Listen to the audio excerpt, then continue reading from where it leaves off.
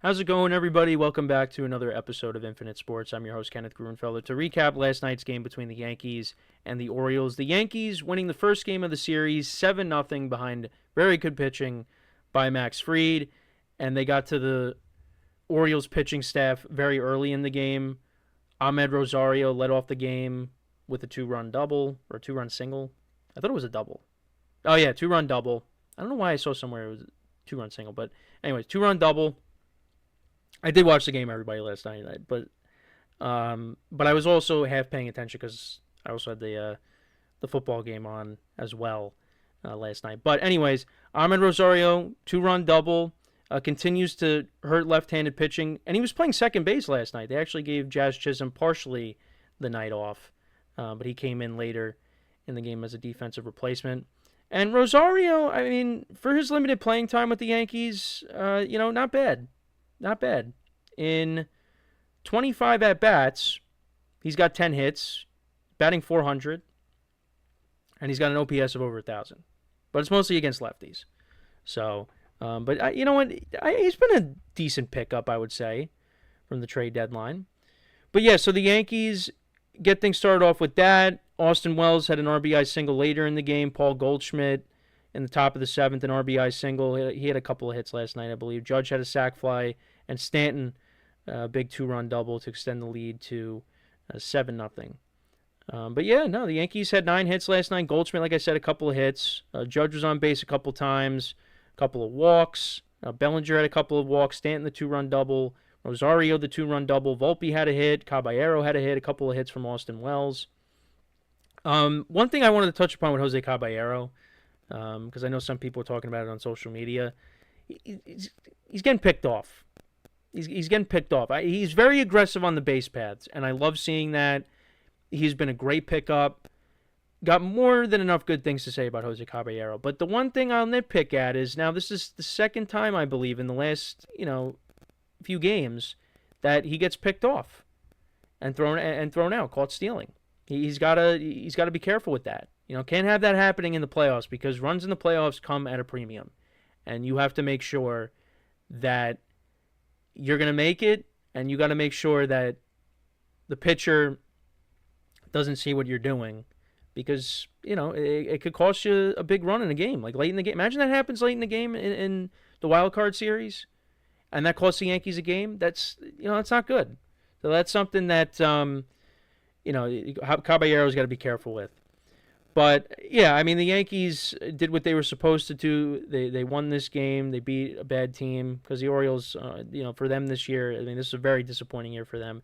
They definitely have played a little bit better since that horrible start, but this is not where the Orioles expected to be this season. But Max Fried, I mean, everything was working for him last night. I mean, he really has shaken off that, bad stretch. He has pitched very well. 7 innings, 3 hits, 1 walk. He ties his career high, 13 strikeouts, and he picks up his 18th win of the season. Paul Blackburn pitched the remaining 2 innings, and he didn't give up a hit, a walk, and a couple of strikeouts. However, I do have a problem. Okay, I do have a problem, and I know Aaron Boone had an explanation for this. Okay, Max Fried was awesome last night. Got through 7 innings, 87 pitches. I kept saying, let him pitch the whole game. Let him pitch the whole game, because, you don't want to waste any. I mean, obviously they didn't use any of their high leverage guys last night, so that was fine. But why not let him pitch the whole game? Why not? His pitch count's in great shape. If he runs into a little bit of trouble, you could take him out. But just give him an opportunity to go out there and pitch the whole game. Because you look around baseball, Hunter Green pitched a complete game last night. He threw around 110 pitches, 109 pitches, something like that. He pitched the whole game. I know he's younger than Max Fried, but why not let Max Fried try to get through the whole game? That's what disappoints me with this current age of baseball is, again, managers are so quick to take guys out of the game. They don't want to see complete games. And Max Fried is very important with what the Yankees are going to try to do in the postseason. They don't want something to happen. All right, similar to what happened with Clark Schmidt. Yeah, everybody wanted him to go back out there and finish up the no-hitter, which the Yankees didn't get. But then look what happened to Clark Schmidt. Now he's getting Tommy John surgery. I'm not saying that's going to happen with Max Fried, but I wanted to see Max Fried go out there and pitch a complete game last night. And I felt like, for the fans at least, we're robbed of that. Of seeing Max Fried go out there and pitch a complete game. And again, if he runs into a little bit of trouble, you take him out. Again, Boone has an explanation. I'm not going to kill him for it, but I'm just disappointed because I feel like Max Fried could have finished that game. And you wouldn't have had to use anybody. So, but they really didn't have to use anybody. They used Paul Blackburn. Paul Blackburn's not really going to be getting big outs in the postseason. So, that was just one little nitpick that I had. It's just that I wanted to see Max Fried go out there and finish the game up. But yeah, the Yankees get the win. Very big win because once again, the Blue Jays drop another game. So now it kind of narrows the gap with them in the East. Yankees are only 3 games back now. Now, the odds of them winning the division, still not great. The Blue Jays, now, over these next 9 games, I think they would have to go... I forget what exactly the record would have to be, but the Yankees would have to lose 1 game, and then the Blue Jays would have to lose, 5 or 6 games, and then the Yankees would be able to get back in it. I'm still trying, because I know there was a graphic on it. Oh, yeah, so the Yankees have 9 games remaining, and now it just went away because I refreshed Twitter. But yeah, the Yankees had 9 games remaining. I don't think I'm going to be able to find that tweet now. So there goes that. But yeah, the Yankees are going to have to somehow find a way to gain ground, which they can with this light schedule that they have. And what the Blue Jays have, it's not a cakewalk. They take on the Kansas City Royals, who are still kind of playing for something. Then you got the Red Sox. And then I think the final series of the year, they got the Rays again. Yeah, they got the Rays again. And they don't have Bo Bichette. So, and meanwhile, the Yankees got the Orioles, the White Sox, and the Orioles again. Now, the Yankees are going to lose some of those games. But if they don't, and the Blue Jays continue to slip up, you could see a very interesting finish to this American League East. And the Yankees would have an opportunity to, despite blowing a 7-game lead, they have a chance to come back and take the lead back at the very end. Which, again, I'm not going to get my hopes that high for it. And what's disappointing is, look, the Yankees have the second best record in the American League. Only to the Blue Jays, who have the best record in the American League. Had the Yankees not have blown so many games early on this season, they'd be in first place and they'd have home field advantage throughout the playoffs right now. But they still got a little bit of a hill to climb. It's doable. It's possible, not probable. But other teams continue to slip up. The Tigers have lost 3 in a row. You now look at the AL Central. The AL Central is getting pretty close. Guardians are now 3.5 games back. 9-1 in their last 10 games. They've won 7 straight. It's not over yet. It's not over yet. That division is not over yet.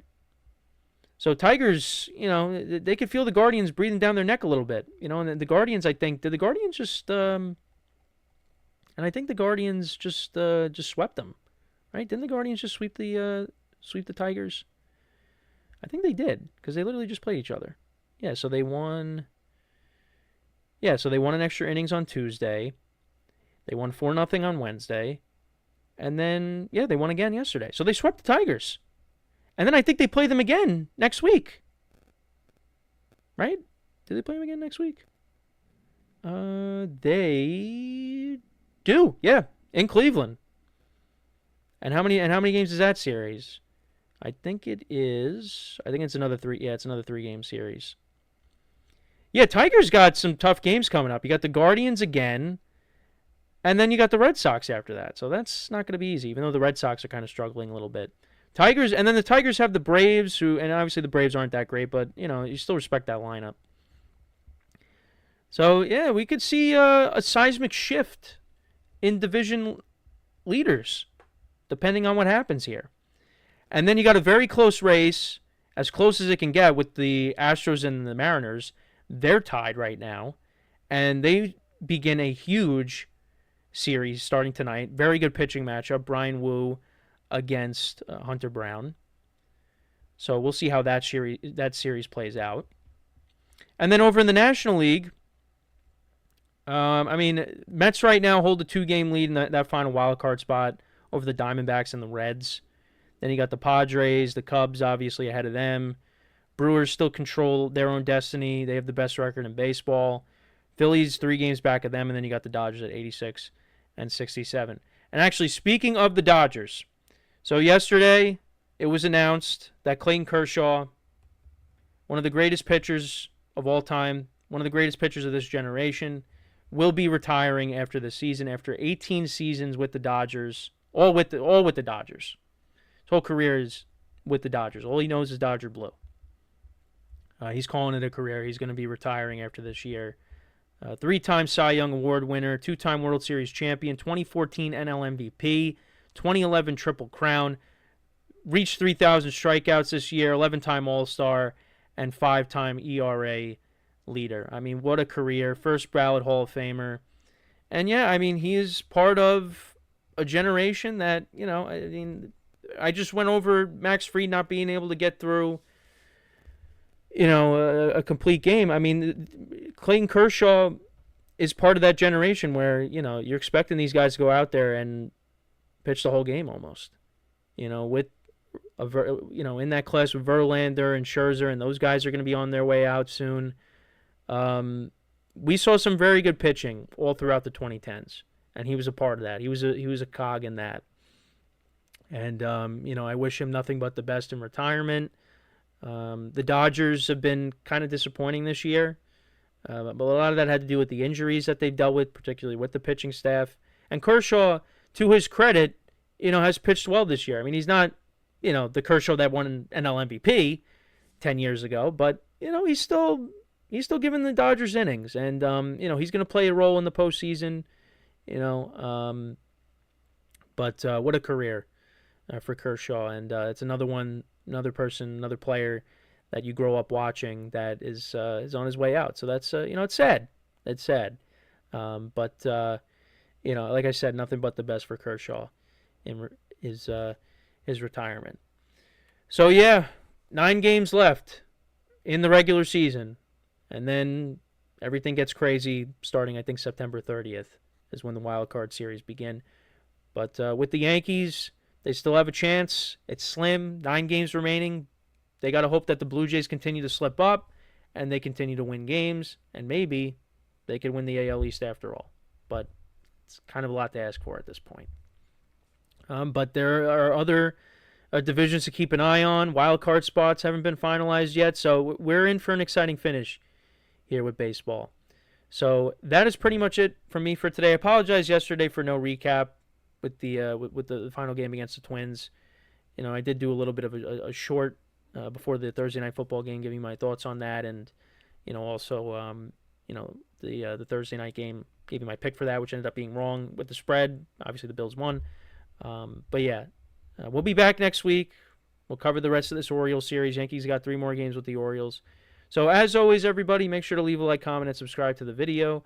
Wherever you get your podcasts, you can also listen to us as well. And also make sure to follow us on the social media platforms in the description below. Now, as always, everybody, I'm your host, Kenneth Grunfelder, signing off. Have a good one. I'll talk to you guys next time. Take care, and have a good weekend.